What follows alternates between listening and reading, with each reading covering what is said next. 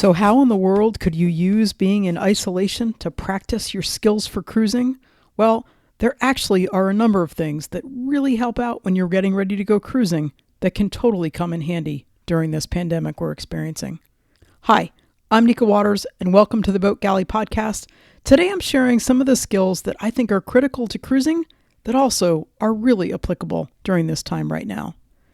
Today's episode of the Boat Galley Podcast is sponsored by Morse Alpha Expeditions. Are you looking forward to the summertime and getting out sailing again? I know I am.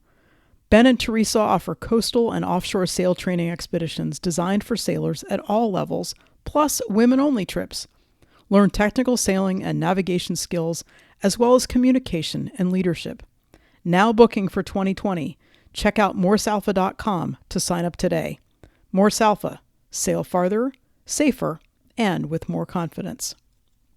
That's what it's all about, actually, isn't it? Being safe and being confident. And those are definitely some skills that you can practice right now as we're going through this whole thing. I think a lot of us have had our plans totally upended by this pandemic that's going on. I have friends who are currently crossing the Atlantic. They've now had to change their destination 2 times, and who knows if any country is going to be open by the time they get there. I keep saying that one of my favorite answers to almost any question about cruising is, it depends. But this is kind of taking it a little bit far. Yeah, it depends, but shouldn't I be able to count on it a little bit ahead of time? I will say that 2 of the skills that I think are most important for successful cruising are ones we're going to have to rely on to get through this thing with any kind of sense of humor. We need to be flexible, and we need to slow down. And it seems a little silly to talk about being flexible when a number of us are stuck at home. And it seems a little crazy to be talking about slowing down when we're stuck at home. And how could you go fast if you can't go outside? Well, there are some different ways to think about this that might help you just focus on the things you need to do to get ready to go cruising. Flexibility isn't only about fitness, even though my particular website is called Fit to Sail. And yeah, being flexible on a boat is actually important. You have to get yourself into all kinds of strange places physically to be able to fix the things you need to fix. But the flexibility that I'm talking about is all about adaptability. It's the ability to go with the flow. It's the ability to let go in a lot of cases of your control, which is one of the hardest things I think dealing with this pandemic right now, is that we feel like so many things are out of our control. We can't even go to the grocery store with a grocery list. We don't have any idea if the store is going to have the things that we want. But I think about our cruising friends right now out in the ocean after 3 weeks at sea, because when they left the Canaries, there weren't these restrictions going on. Sure, we were talking about the virus a little bit, but not in remotely the way that we are now. They are absolutely having to go with the flow, not only in terms of sail trim and sail plan, but in terms of where they're going to wind up going. When you're out cruising, your plans have to change depending on the weather. Your decisions as to what you're going to make for dinner might depend totally on what's about to go bad in the refrigerator or what's about to go bad in the pantry. It may depend on, again, that weather. It might depend on the things that you're doing on land and how much time you have when you get back to the boat after you've been out for a day jaunt. When you're cruising, you wind up changing anchorages, sometimes based on who you want to be next to or the island you want to check out. But sometimes it's all based on better wind protection, and maybe you weren't quite done at that one anchorage, but you actually have to move on now. You change your daily plans because you can't get to shore, or something developed in the engine with a problem the day before and you just need to work on it the whole day. Or you're changing the way you go about your life because you actually have to learn how to be your own mechanic or your own fiberglass worker or your own carpenter or cook or sewist or any of the things that often on land you call somebody to take care of for you. As far as this pandemic goes, Well, yeah, we're changing plans based on local restrictions. I live in Virginia, and the governor this morning had a press conference, I guess is what it is, at about 11, essentially saying that nothing new was changing. He was talking about some things that he was doing to help people be able to cope a little bit better in terms of applying for small business loans and those sorts of things. But in terms of restrictions that he was placing on life, which personally I'm pretty much in favor of, he wasn't doing any of that. Fast forward 3 hours from there, and all of a sudden, all of the local public schools are closed all the way through the end of the year. That shifts what you are thinking if you are a parent of a high school, middle school, elementary school kid who was thinking that maybe you were only going to have to homeschool or online school for a week before spring break and then you were going to go back. That shifts. The pandemic is changing what you can find at the grocery store, just like when you're cruising. It's changing your daily routine. Because for many of us, we're focusing a little bit more inward. We're changing our daily routine so we're not going out. We're not interacting with people in the way that we used to. We're not going out on date nights or going to the movies or going out to restaurants. And yeah, the pandemic includes maybe learning how to be a mechanic or a plumber or a gardener or a cook or channeling that inner yoga master, Zen master that you've wanted to do for a while but haven't had the time.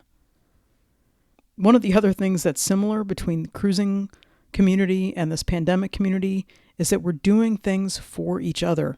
Please stay home.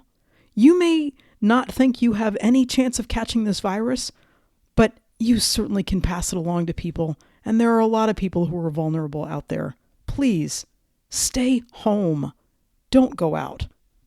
Pretend it's like this massive raging hurricane storm and you can't leave the boat. And no, you can't leave your house either. Please stay home. When I'm talking about slowing down, I'm not meaning necessarily taking breaks to your packed schedule, but I mean just taking the time to deliberate, to be deliberate, to appreciate things.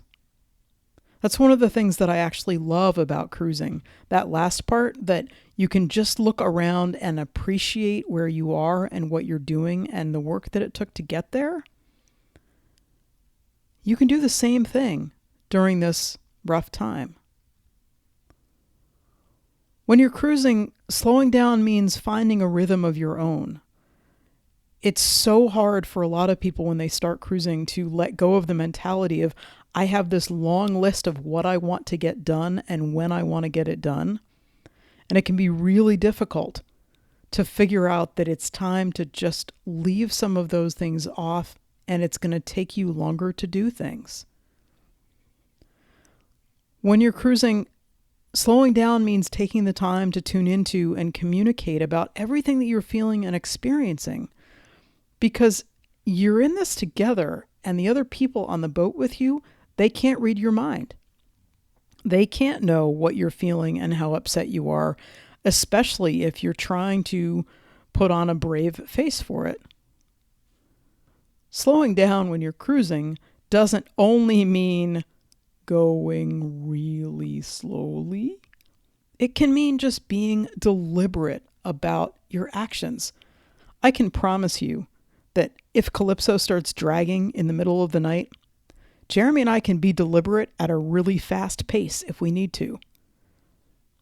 Generally, when I'm talking about slowing down, it means I might kick and scream out loud about factors that are out of my control, but it means that I'm dealing with those and figuring out how to go along with those factors because I can't control them.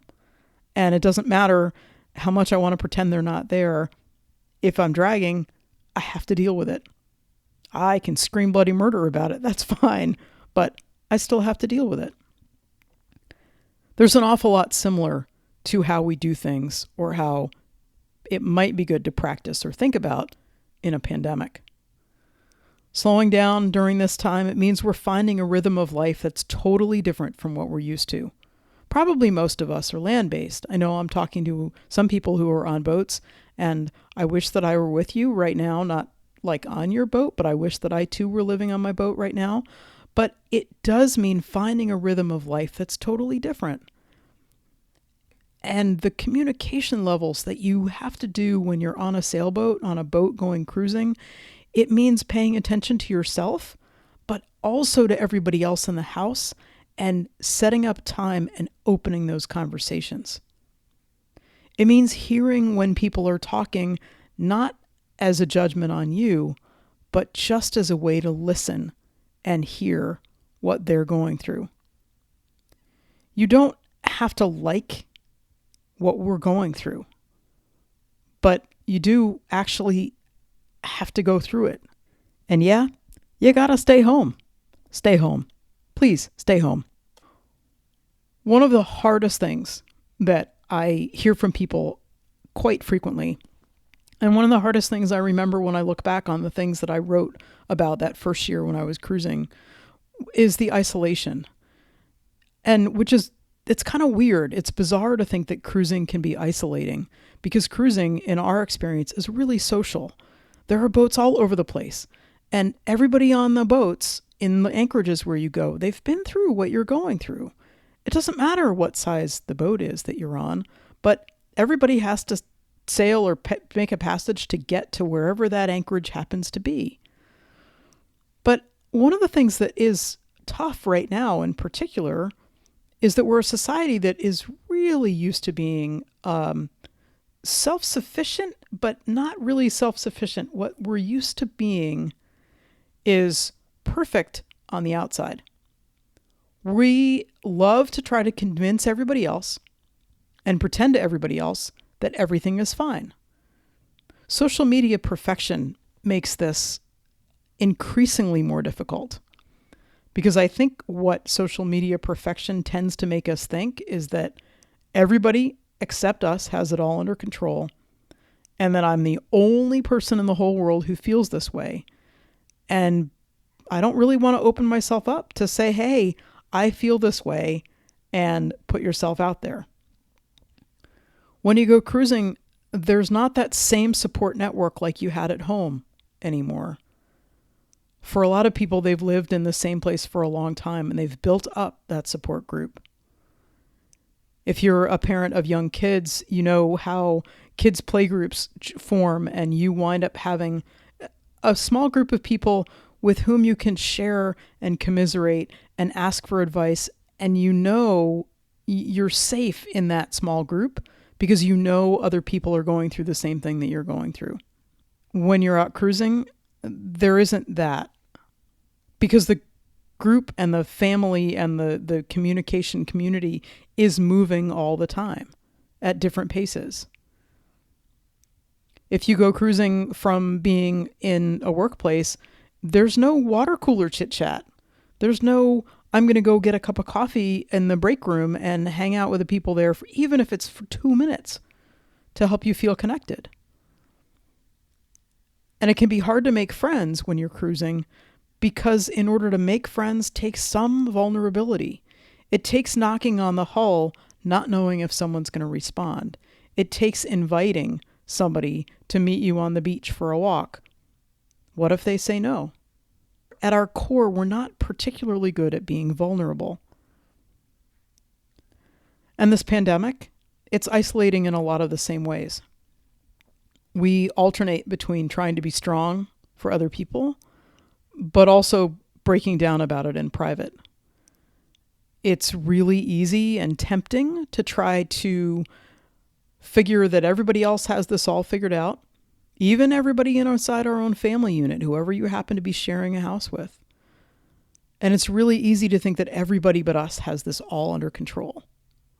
I think one of the pretty big differences is that that for a lot of people, cruising is a lifestyle that is one that they've waited for and worked for and planned for and dreamed of for a long time. And this pandemic, I would imagine that there aren't a whole lot of us who have planned and dreamed and worked for this for a long time.